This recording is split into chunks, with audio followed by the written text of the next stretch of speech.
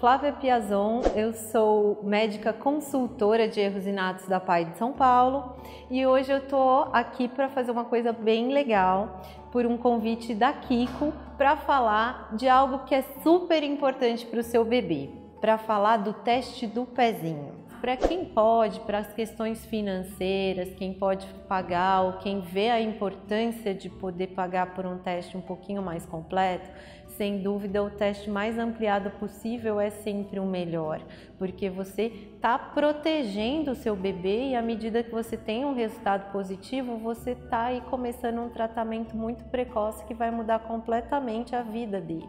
Então hoje eu falei do teste de 48 doenças, mas aqui na PAI de São Paulo a gente pode sim chegar a 50 doenças. Então teria um incremento de SCID e A-gama, que são doenças imunológicas, são as imunodeficiências primárias, ou seja, quando um bebê ele não consegue nascer preparado para se defender de infecções. Geralmente vai depender, claro, de qual doença, mas o tratamento seria um transplante de medula óssea em algumas dessas doenças, né? E isso pode ser algo que tem que ser no comecinho da vida do bebê. O importante sempre é a gente também pensar que existem sim algumas situações que impõem maior risco e que aí a gente tem que pensar sem dúvida nenhuma que o teste ampliado estaria sim sendo muito importante para esse bebê. Quais são essas circunstâncias? Se essa família já perdeu um bebê com uma doença dessa, vamos dar um exemplo, galactosemia.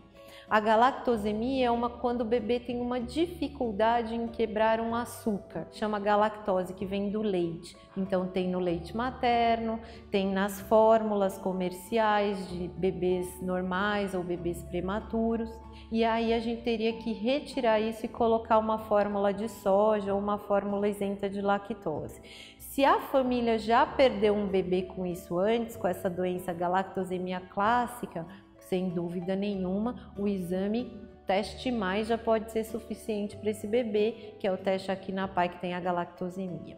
Se a família, os pais são primos, então um casal consanguíneo, seja primo em 1º grau, seja em 4º grau, isso confere um maior risco para o bebê ter isso. Por quê? Porque a chance de eu casar dentro da minha família e encontrar alguém, um primo, alguém que é da mesma família, que tem a mesma mutação que eu em algum gene, por exemplo, da doença leucinose, que é a doença da urina do xarope de boro, isso sem dúvida pode ser importante, tá? Então, recorrência, que é o exemplo que eu dei, quando já teve um irmãozinho, né, que já faleceu com isso, ou em situações de casal consanguíneo. Esses são os grupos que a gente não pode esquecer de estar sempre recomendando fazer o teste ampliado. A coisa mais importante da triagem neonatal é que ela é considerada hoje o diagnóstico pré-sintomático. Tá? Então a grande importância do teste do pezinho é a gente ter um tempo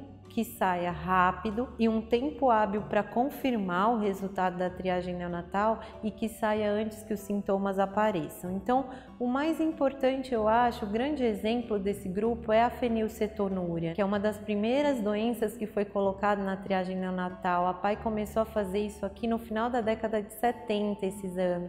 E hoje a gente pode falar com orgulho de que todos os pacientes que são detectados e depois confirmados na triagem neonatal da PAI vem para o ambulatório de segmento e tratamento dos pacientes, não tem sintoma. Então, essa é a grande importância. A gente já detecta entre a 2ª semana de vida até o fechamento do 1º mês. Claro que quanto antes é o mais importante para a gente começar o tratamento antes que esses sintomas apareçam. O período ideal que a gente preconiza, a gente trabalhou muito com isso na campanha do ano passado, é que a coleta deve ser realizada entre o 3º e o 5º dia de vida. Eu recebi até alguns telefonemas, mas Flávia, não era no 2º dia de vida, por que agora é no 3º? É que a gente costuma aqui na PAI colocar como 48 horas de vida. Então 48 vai estar está finalizando o segundo dia, entrando no terceiro. Mas cada vez mais a gente trabalha para que há sim uma necessidade de se coletar antes. Então, para quem também recebe uma alta da maternidade um pouquinho antes, com 36 horas de vida, já pode colher o teste do pezinho. Quem tem um parto em casa, deve se encaminhar para algum serviço de saúde para fazer essa coleta, seja um posto de saúde mais próximo de casa, seja na APAE mesmo, ou em algum outro laboratório. E isso deve ser feito nesse prazo aí o mais precoce possível de 48 horas de vida.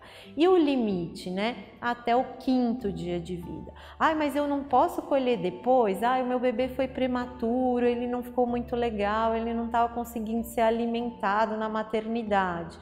Mesmo quando o bebê não consegue receber o leite na parte do sistema digestório, por um probleminha, por exemplo, de uma infecção no intestino, que é comum em alguns prematuros, ele está recebendo alimentação por uma veia, né? Pela veia, isso chama nutrição parenteral. Então, isso ele está sendo alimentado, tem uma quantidade boa de aminoácidos, que seria 2 gramas por quilo dia, já pode colher o teste do pezinho. Então, tentar nunca passar muito do 5º dia.